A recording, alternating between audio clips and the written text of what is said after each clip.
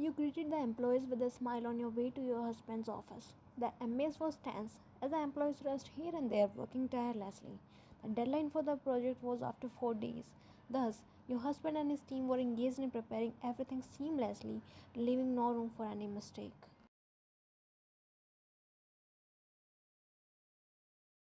Entering his cabin, your gaze wandered towards his table, but he wasn't there.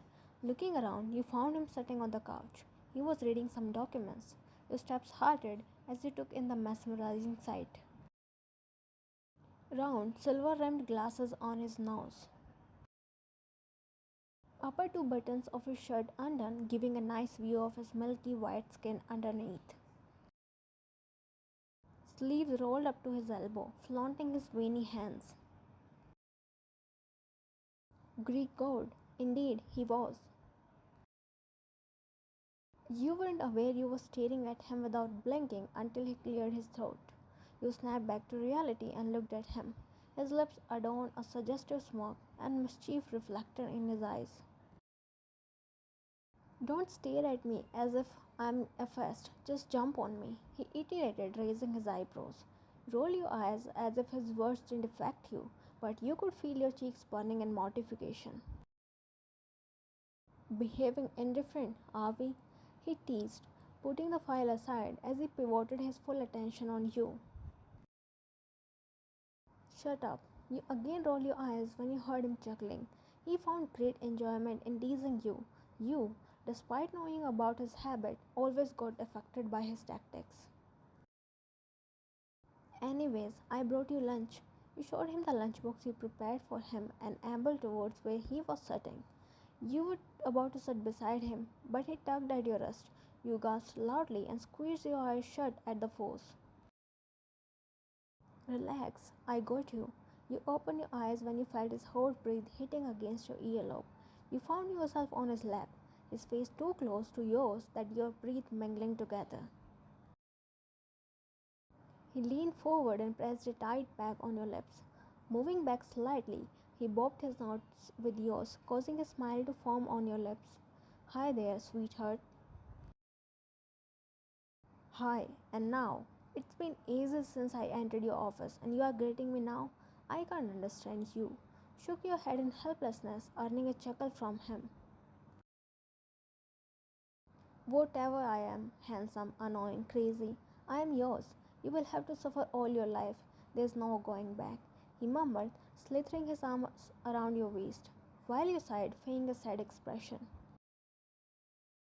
Of course, I can't remarry. I am tied to you forever. Seeing your sad expression, he scoffed in disbelief. As much as he found thrill in teasing you, you saw equal pleasure in tormenting him. I'll see you at home. He squeezed your waist with both hands. Palming your lower back, he yanked your body closer until your fronts squeezed against each other. Your words muffled in his mouth when he captured your lips in a fierce kiss. Initially, it was soft and gentle, which you reciprocated with the same passion. As he kissed you with more passion, you failed to match his pace. Your hands traced a path from his shoulders to his nape and tugged at his hair. Your fingers massaged his nape as you enjoyed the tingling sensation with him. A swarm of butterflies erupted from the pit of your stomach, and you felt heat radiating from your body. When you felt your lungs swelling due to the lack of air, you tapped on his shoulder. He whined, nevertheless left your lips with a soft smooch. You breathed heavily against his lips, your forehead touching his. Do you still have complaints about marrying me? I can resolve each and every problem of yours. You just need to cooperate. He whispered, tugging some loose strands of hair behind your ear. You flushed and dropped your gaze in shyness. He chuckled and hugged you tightly yet gently. You brought lunch, right? He spoke after a brief moment of silence. Your eyes widened in realization and you parted away from his embrace. You are so bad. You make me forget everything. You skillfully blamed him and got off his lap. Opening the lunchbox, you served him the delicacies you put hours into preparing for him. I'll take that as a compliment. He winked at you and started eating his lunch. As he swallowed the first bite, his eyes enlarged visibly. Your smile faltered at his expressions. Didn't he like the food? Is the food okay? You asked, nervous about his review. He stuffed 2 spoons of fried rice in his mouth and looked at you. Okay, it is so good. Chef kiss. He blabbered with his mouth full of food. You giggled when he blew a flying kiss at you. You sat there, admiring him while he ate the food as though he had been hungry for ages. Well, he skipped breakfast, thus it was normal for him to be hungry. What would have happened to you, Jimin, if you didn't find me? What if I never said yes to be your girlfriend and or denied your marriage proposal? You playfully asked when he served some more food for himself. Nothing would have happened. I would have found someone else. Your smile dropped at his response. You glared at him while he mentally smirked, seizing yet another chance of teasing you. Say you are joking. Say you don't mean it. It was a demand, but it obviously did not affect him. He shrugged his shoulders nonchalantly. I am not joking. I mean, you and I both would have found someone else. We would have been happily married to our significant others. His jaw dropped at his response. You threw glares at him while he avoided your eyes because he knew he would burst into laughter if he looked at your offended face. The time he had spent with you, 2 years of dating and 3 years of marriage, he had skilled in answering your every absurd question. Would you still love me if I were a cockroach? What if I die someday? Would you remarry? What if I murder you someday? Would you still love me like you do now? I won't talk to you. You are bad, very bad. Crossing your arms across your chest, you looked away, an angry pout on your lips and burning eyes, as though you would kill anyone who would come in your way. Really? Thank God. At least you won't bother me with phone calls every hour. You looked at him dumbfounded by his response. How could he remain unaffected when his wife was mad at him? He was stuffing food in his mouth as if he didn't made his wife mad. I'm going to call you every 30 minutes and you have to pick up the calls. Or I'm staying here only. I'm not leaving. I will cling to you all the time. I'll see how you will shoo me away. You huffed in annoyance and wrapped your arms around his biceps. He groaned, feigning frustration, but deep down, he was enjoying every moment of it. How am I going to work like this? I should do something that makes you leave. Saying so, he put the plate aside and turned towards you. Observing his smirk, you understood what was coming next. Jimin, no! You burst into loud laughter when he started tickling you. Stop! You said in between your loud laughter, but he wasn't stopping. You wiggled under him, trying your best to get away from his tickling torture, but he didn't let you slip away.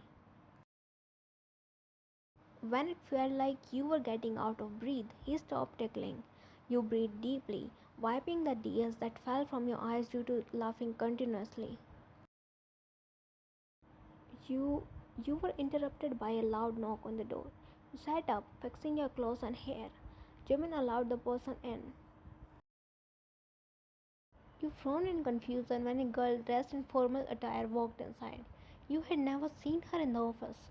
Must be new, you thought. Mr. Park, these files. She halted when her eyes fell on you.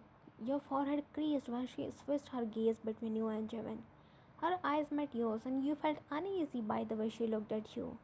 Something about her didn't feel right. Place the files on my table and leave, he uttered rather coldly. He was back to being his reserved self. You wonder why he wasn't friendly with his employees. The one time you asked him, he said he was maintaining boundaries. He was their boss, and his aura should be authoritative, not amiable. She did as she was asked to do and walked up to the door. Your eyeballs moved along with her movements. She stopped at the door and glanced back at you. Being a friendly fellow, you smiled at her. but she looked away and exited the office. Your smile vanished. You didn't like the way she looked at Jimin, nor you felt good in her vicinity. Jimin, who is she? You asked, pointing at the door. Jimin stopped eating and looked at you.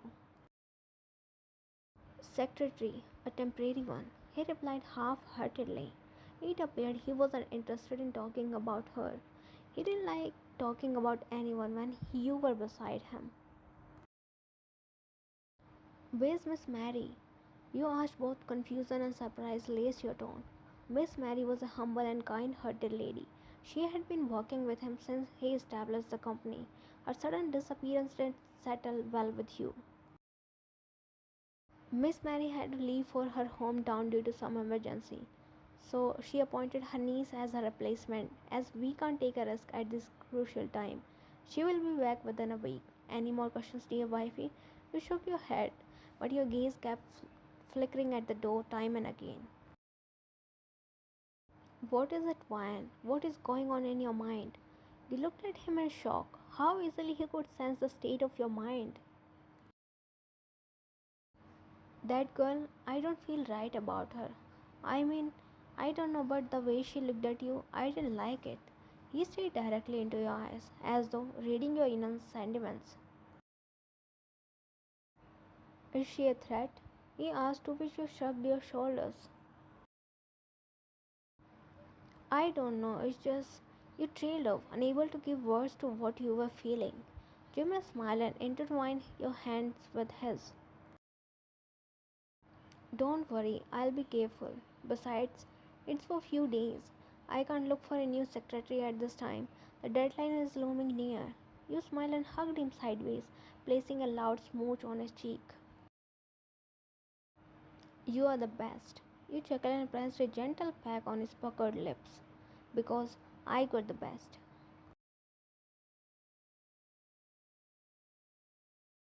You sighed, hauling the sleeping Jimin to bed. It was almost midnight and you got a call from him.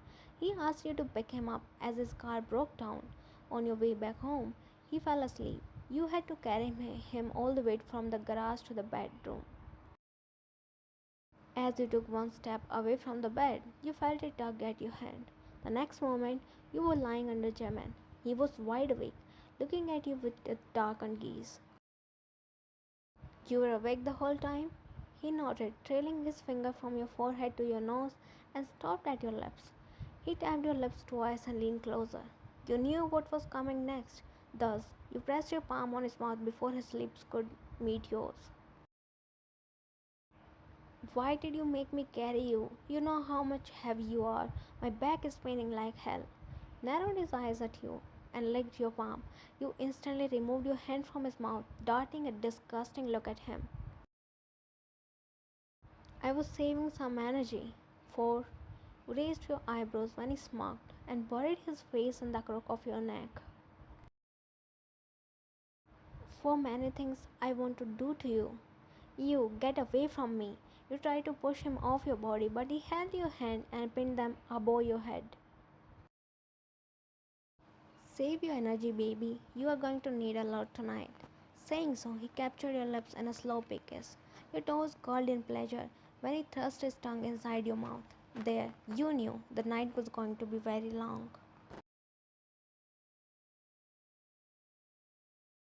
You were on your way to Jimin's office, his lunchbox in your hand. As usual, you greeted the employees with a smile and they responded in the same way.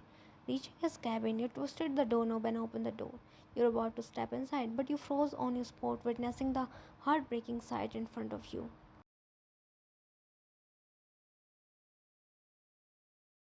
Jimin was sitting on the couch while the girl, his secretary, was sitting on his lap. You couldn't see his face, but their position insinuated that they were probably kissing. Your heart almost stopped. Your feet refused to move. You trusted him more than you trusted yourself, but the sight in front said otherwise. Still, your heart refused to believe what your eyes were seeing. Gathering every ounce of courage, you walked up to them. What the is happening here? You yelled and pulled her away from Jimin. The girl fell on the ground. You glared at her with burning eyes, which soon filled with worry when your eyes fell on Jimin. He was unconscious. His head was lowered to one side. His breath was slow and shallow. His shirt was open. Your anger reached its peak when you noticed marks on his neck and chest. Jimin, Jimin, open your eyes. You lightly tapped his cheeks, but he wasn't opening his eyes. It appeared he was drugged. What did you do to him, you witch? You couldn't control your anger anymore and slapped the girl. Seeing you burning with fury, she got scared. Tears started flowing from her eyes. Don't show me your crocodile tears and tell me what did you do to my husband. She sobbed and skidded back when you walked towards her. You were losing your patience with each passing second. Stop testing my patience and speak before I kill you with my bare hands. Your voice turned octave lower. Your demon screamed, danger. Sleeping pills. I make sleeping pills in his coffee. She shuddered badly. She was trembling in fear. You pressed the emergency button attached at the underside of the table, placed in front of the couch. Why did you do it? You gritted out, clenching and unclenching your fist to control your mounting rage. Jimin's condition had made you both mad and worried. I like him. You laughed mockingly at the audacity of that girl. Like him? You were sexually harassing him and you said you like him? Bullshit. Your attention diverted to the door, which burst open, and the security team walked inside. Hand her to the cops before I unalive her right here, right now. And please call the ambulance. You sat beside Jimin and placed his head on your lap. Your eyes filled with tears when you took in his condition. If you had been late for a few moments, who knew what she would have done with him? But he was safe in your arms, and your heart felt at peace by the thought. Still, until he regained his consciousness, you would be restless.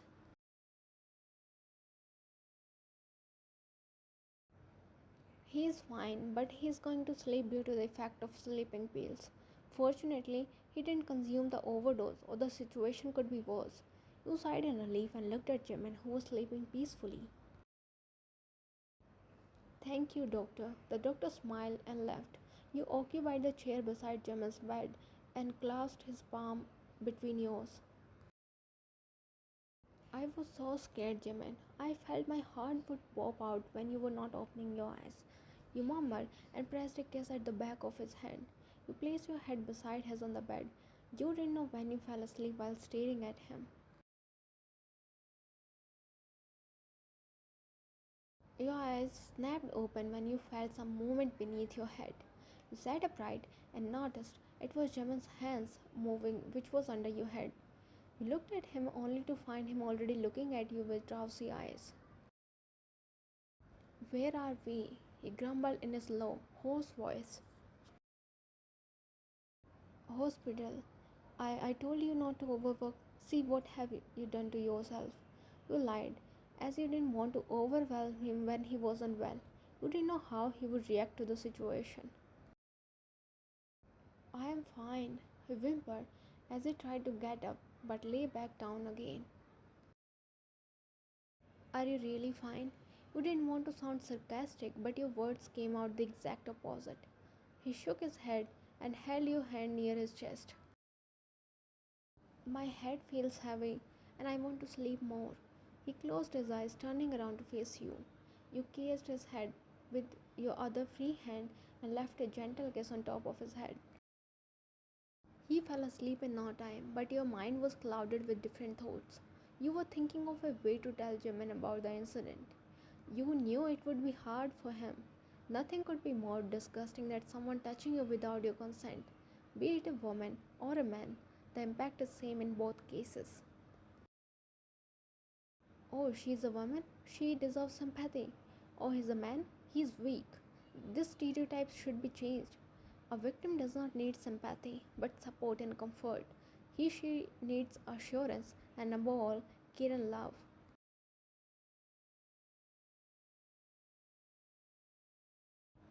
Shall we sit here? Jimin nodded, and you both sat down on one of the benches. The incident had impacted Jimin's mind. He was behaving his usual self, thus, you forcefully took him out for a walk.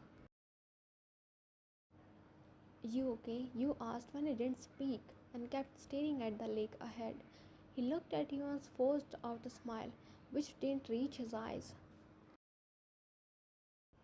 Jimin, it's not your fault. She was the one who did wrong. She got her punishment. She's going to rot in prison. Don't blame yourself. He bit his lower lip and looked away. But I should have been more careful. You also warned me. That doesn't change the fact that you are innocent. You intervened, thereby sealing his lips for further argument. What should I do, Ryan? I don't feel good about myself. You cupped his cheek and made him look at you. His eyes reflected sadness, and it pricked you hard in the worst way possible. I love you so much. You pulled his face down and pressed a lingering kiss on his forehead. Except that you didn't have any other way to let him know that you still love him like the way you did before. You knew any assurance, any comforting word wouldn't calm his mind.